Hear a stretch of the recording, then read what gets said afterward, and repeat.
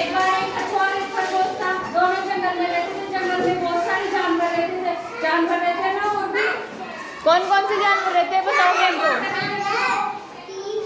और किसी को आगे तो शेर तो रहता है और नहीं रहती है खरगोश।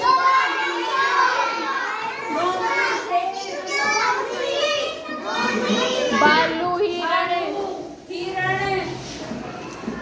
गाय,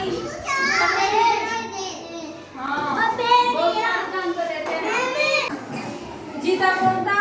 हारा कौन था? कहानी समझ में आई?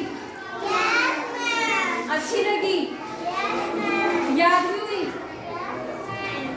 किस किस को याद हुई?